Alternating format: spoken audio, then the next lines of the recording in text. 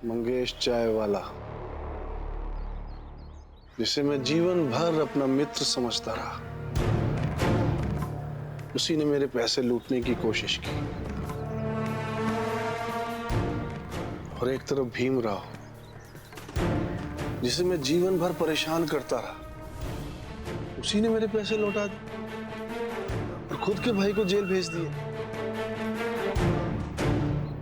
समझ में नहीं आता किसे किस नजर से देखे। ऐसे समय मनुष्य को अपने आप को संभालना चाहिए।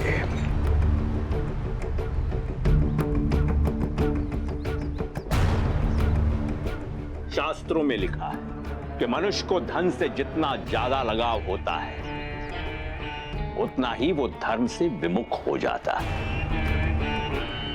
खाली हाथ आया हुआ इंसान अंत में सिर्फ धर्म और कर्म लेकर जाता है। तुम्हारी दुकान का सोना चांदी नहीं। लेकिन महाराज, दुख इस बात का है कि मंगेश मेरा मित्र था और मुझे विश्वास है आप ही ने उसे बोला होगा। सही विश्वास हमने ही कहा था, क्योंकि हम धन के प्रति तुम्हारे लोभ को कम करना चाहते थे। हम यह देखना चाह रहे थे कि धन के प्रति तुम्हारा लगाव कितना है। पहले हम ये समझते थे कि तुम हमारे और ईश्वर के चरणों में समर्पित इंसान हो। नहीं, हमारा अंदाजा गलत निकला। महाराज, ये मेरे कमाए हुए पैसे हैं और जहां तक तर्क की बात रही, दान मर्जी का विषय है। हाँ, तर्क के हिसाब से तो ये भी सही है ना कि भीमराव और उसकी जात वाले हमारा बनाया हुआ पानी तो नहीं पीते, प्रकृति का बनाया हुआ पानी पीते हैं। हमारी बनाई हुई वायु नहीं, प्रकृति की बनाई हुई वायु का उपयोग करते हैं। फिर भी हम उन्हें रोकते हैं, तुम भी उन्हें रोकते हो। क्यों? तर्क जहां समाप्त होता है ना सेठ धनसुखलाल, धर्म वहीं से शुरू होता है। धर्म में से तर्क निकाल दे तो बस अंधविश्वास से रह जाता है। और महाराज का जो धर्म है, जिसे लोग धर्म मानते हैं, वो गलत धर्म है।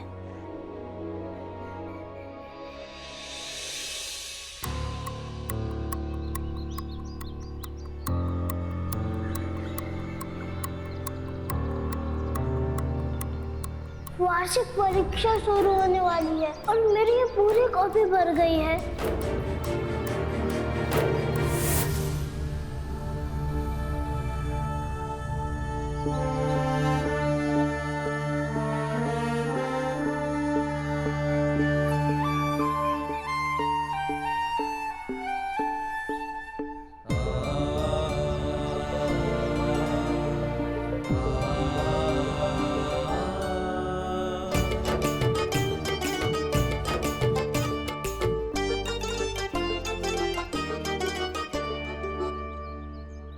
ज्यों तिल माही तेल है, ज्यों चकमक में आ, तेरा साईं तुझ में ही जाग सके तो जाग सके तो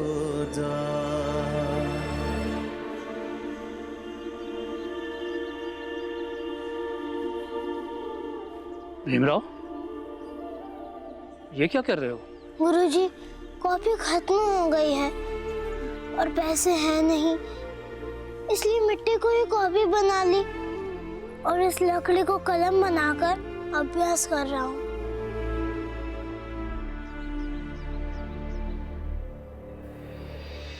कोई है? कोई है? यहाँ आओ, यहाँ आओ। आप लोग यहाँ आइए, आइए, इधर आइए।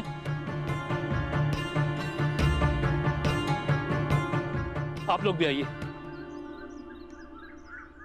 देखिए, मैं जानता हूं कि आप लोग इस उदाहरण को नहीं मानेंगे, क्योंकि भीमराव एक छोटी जाति का लड़का है।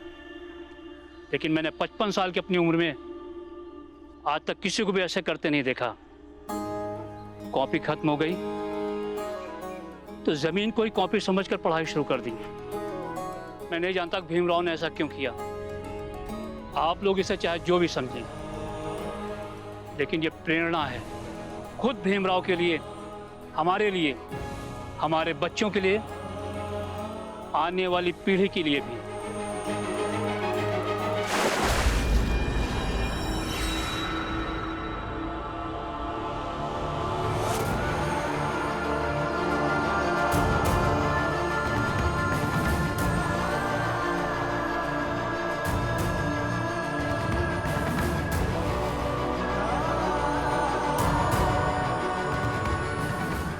भीमराव, तेरी महत्वाकांक्षाओं की पढ़ाई अपनी जमीन पर नहीं होने देंगे।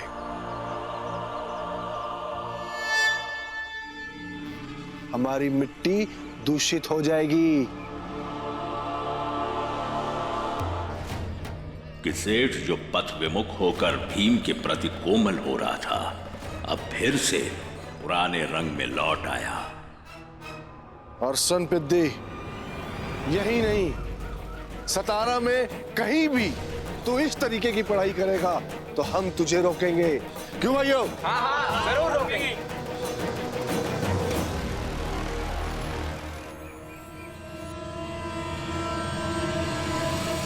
सेठ जी, अब शिक्षा की चमक को कीचड़ से धूमिल नहीं कर सकते हैं।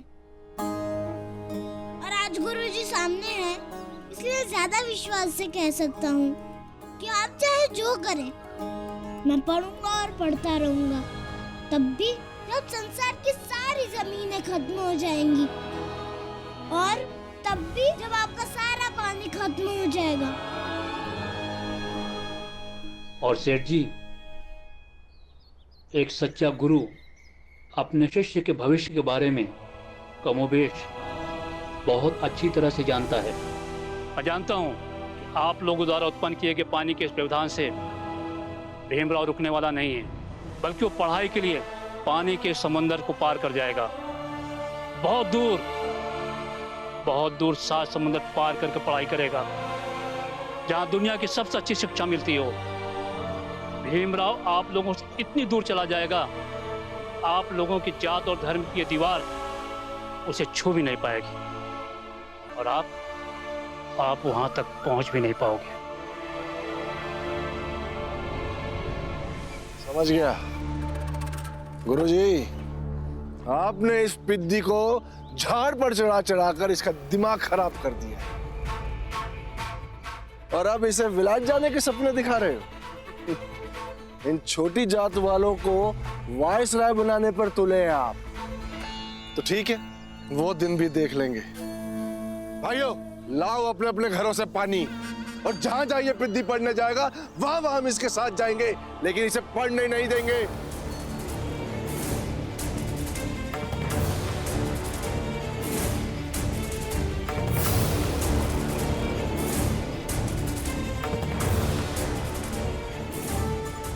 भीमराव, ये कॉपी तुम रख लो, क्योंकि मेरे पास किताब नहीं है और बाबा किताब दिलाने से मना कर रहे हैं। तो मैं इन कॉपियों का करूँगा क्या? तो इसे तुम ही रखो। तेरा दिमाग खराब हो गया क्या? तू अपनी कॉपी इसे देगा, इस छोटी जात वाले को? हाँ, दूंगा।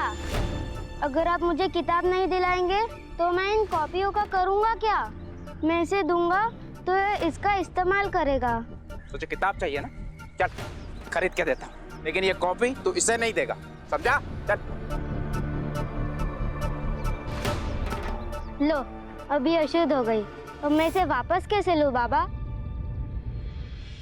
बहुत दिमाग चलाता है। चल तू कर, तुझे आज बताता हूँ। अरे तुम क्या इसे बताओगे? क्या सही और क्या गलत इस बच्चे ने बता दिया। इसने एक जरूरतमंद को कॉपी दी ये अच्छा काम किया। तुमने इसके किताबों के पैसे को दान में दे दिया, ये गलत था। अब तुम इसे मार कर पीट कर अपनी खींच निकालना चाहते हो। इससे तुम अपने बच्चे से दूर ही होगे। अब आगे जो भी करना अच्छी तरह से सोच विचार कर करना। चलो भीमराव।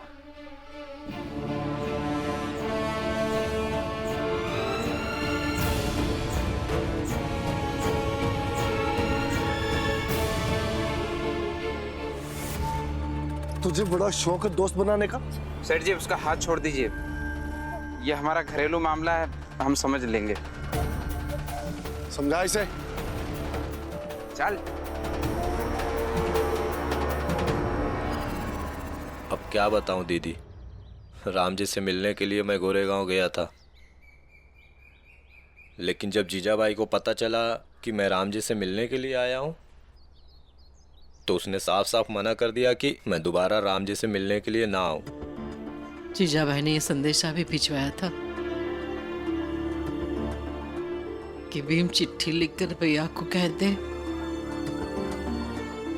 कि वो हमें कोई मदद ना करे। क्या? जीजाबाई की सोच इतनी संकुचित और घृणित कैसे हो सकती है? उसने सब गलत कर दिया। हाँ, गलत तो हुआ है, लेकिन ये भी है कि बच्चे उम्र से पहले ही संघर्ष करने वाले बन गए, और शायद ये उनके भविष्य के लिए ठीक भी है। लेकिन दीदी, वर्तमान कितना मुश्किल हो गया है। बच्चों का बचपना छीन गया है, सिर्फ उस जीजाबाई के चक्कर में।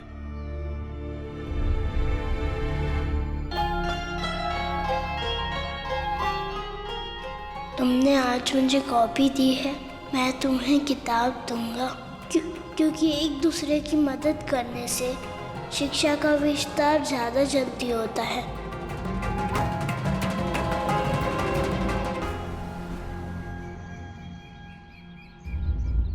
विद्यालय का रास्ता इधर से बेटा।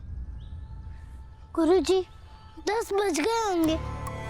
किसी वकील से मिलूंगा और साबित करूंगा कि बाला भैया को अपनी गलती का एहसास हो गया है, जिससे उन्हें जमानत मिल जाए। लेकिन वकील तुम्हारी बात तभी सुनेगा जब तुम्हारे पास पैसे होंगे। पैसे हैं तुम्हारे पास? कोशिश तो करूंगा, लेकिन बिना पैसे के बाला भैया को न्याय नहीं मिला तो ये तो गलत है ना। ठीक है, चलो मैं भी चलता हूँ तुम्हारे साथ। चलो।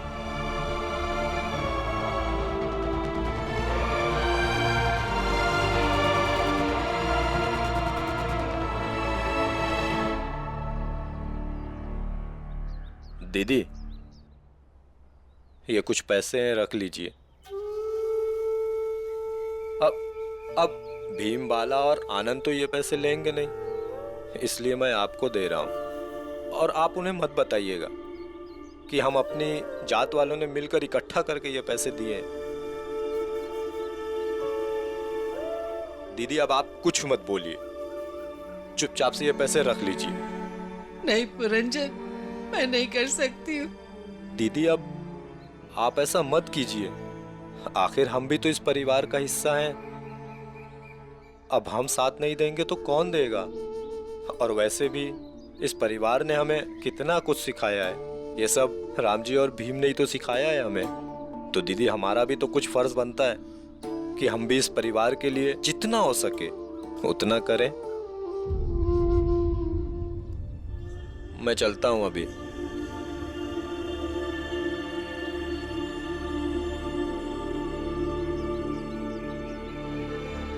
पुरंजन काका,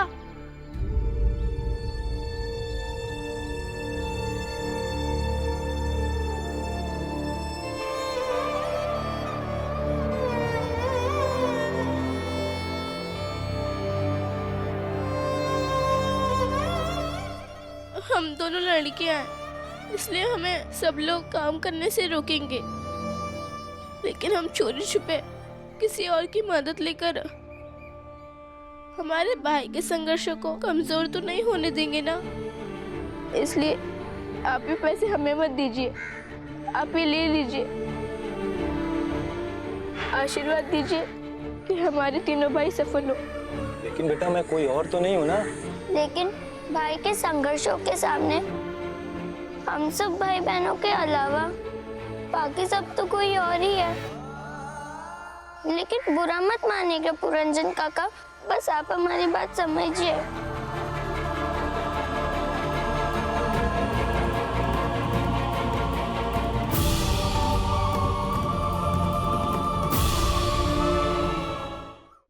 धन्य हो तुम दोनों।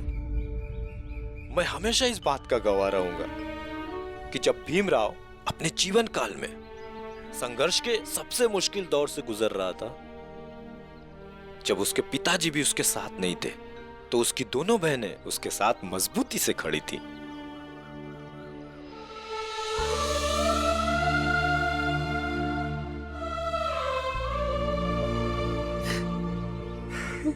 तुलसा मंजुला,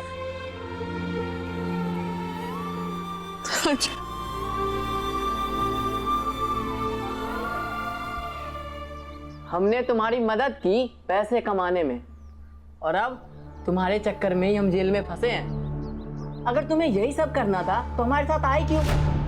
सब गड़बड़ कर दिया है तुमने। अरे इससे कुछ नहीं होता, सब इसका छोटा भाई भीमराव का किया हुआ है। बस हम यहाँ से निकल जाए तो उस भीमराव को हम छोड़ेंगे नहीं।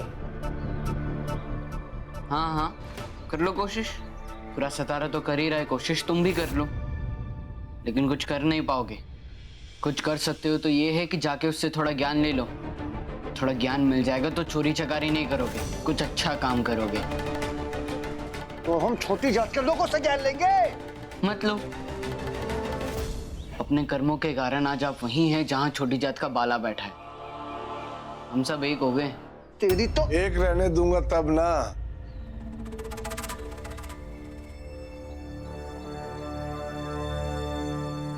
सेठ जी हम छुड़ा दिए सेठ जी।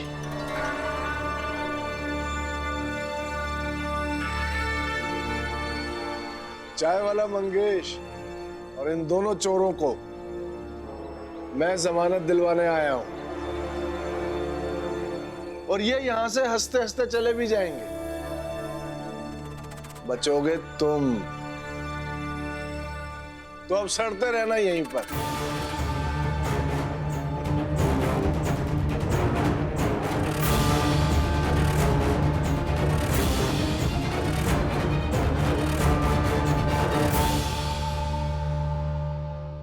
जमानत के पैसे इन्हें छोड़ दीजिए। वकील के कागज भी हैं, देख लीजिए।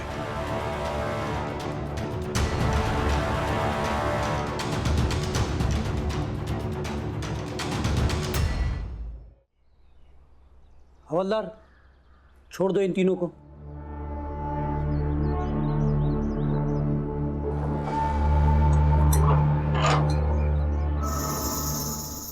बड़ा ईमानदार बन रहा था ना तू, अब देखना तेरा ईमानदारी का भूत कैसे उतरेगा। यही सड़ो अब। हम तो चले यहाँ से। तुम सबको भूख लगी होगी, चलो जाने से पहले खाना खा लो। बहुत बहुत धन्यवाद सेठ जी। चलो खाना खा लो। अब हर किसी के नसीब में खाना थोड़ी ही होता है। इसके यहाँ तो वैसे भी सब भूखे मर रहे हैं, वो कहां से खाना लाएंगे इसके लिए। चलो। हाँ सेठ जी।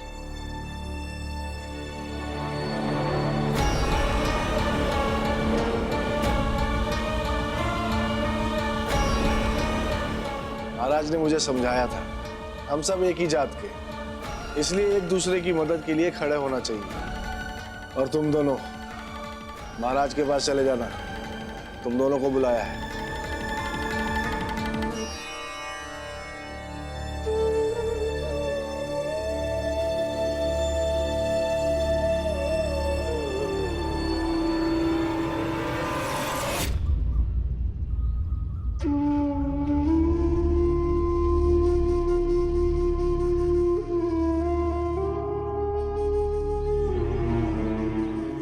गुरुजी, सारे वकील बहुत पैसे ले रहे हैं, हम इतने पैसे कहाँ से लाएंगे?